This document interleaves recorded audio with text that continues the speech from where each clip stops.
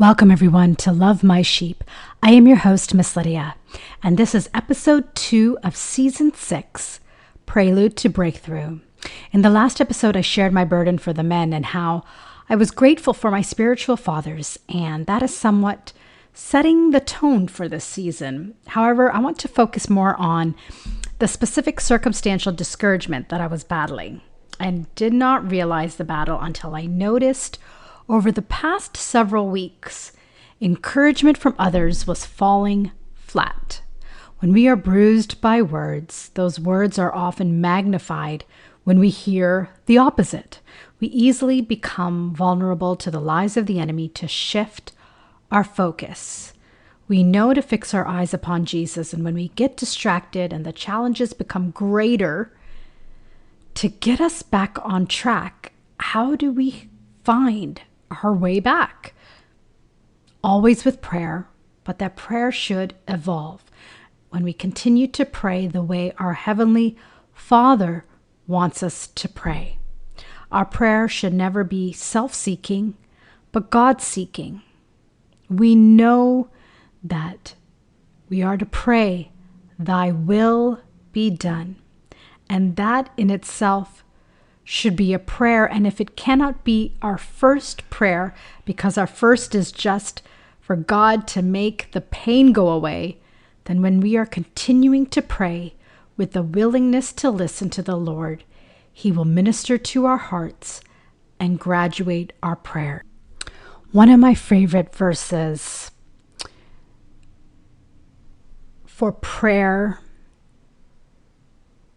is found in Isaiah 57, verse 15. For thus says the high and lofty one, who inhabits eternity, whose name is holy. I dwell in the high and holy place with him who has a contrite and humble spirit, to revive the spirit of the humble, and to revive the heart of the contrite ones. Amen. When we pray for humility, we are praying for ears to listen, eyes to see, and hearts to comprehend that God is in control. He is sovereign, and so our willingness to surrender also means a willingness to endure. We all have discouragers in our lives.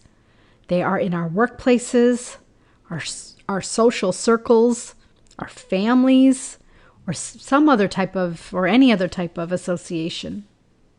We sometimes limit our communication with them. We sometimes cut them off. We sometimes continue and endure. But I would not recommend everyone to just cut off discouragers. It's why I have never done an episode, and hopefully will not do an episode on toxic relationships, because I do not limit God. He is the ultimate antidote, and nothing and nobody is too toxic that He cannot fix.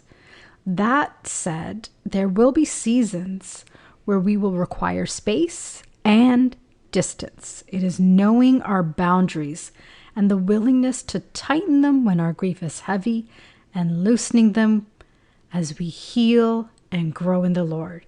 That does not mean that our boundaries will not fluctuate. As grief fluctuates, so will our boundaries, and that is okay and healthy.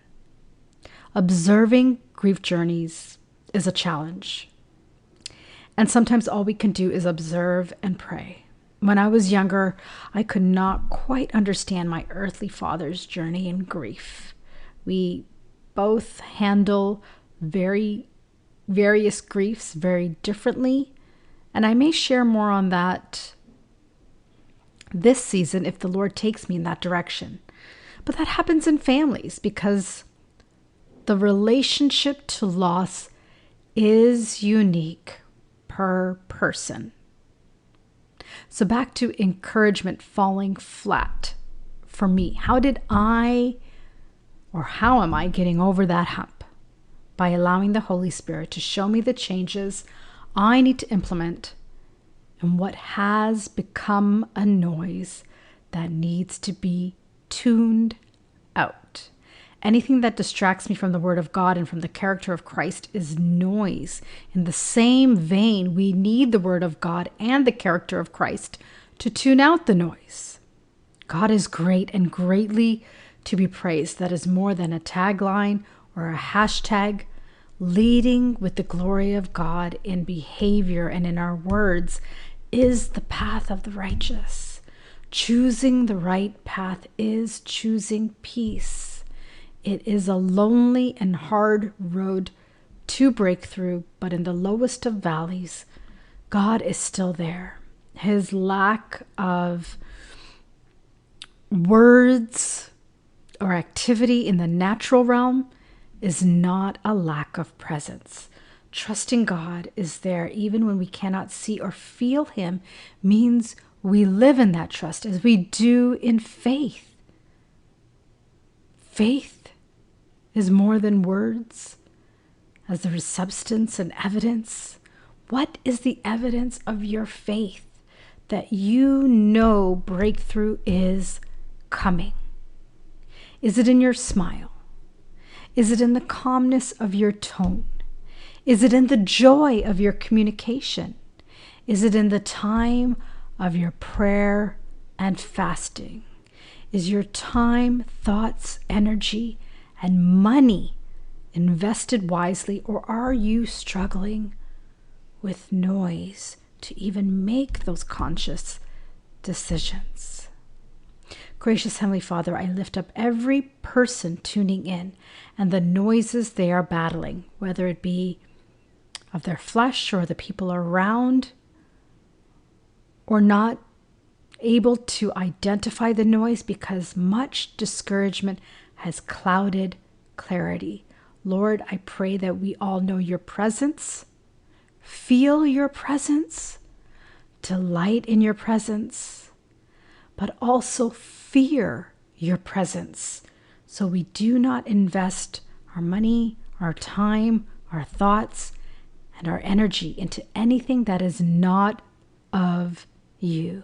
Father God, you are the Alpha and the Omega, and to really know that is to honor you, the Lord of heaven's armies, the Lord of heaven and earth, the Lord of our lives, the rightful owner. And while this lease is short term, may this short-term lease be honorable to you and to you alone. In Jesus' name, amen. Until next time, know that I love you and the Lord loves you the most.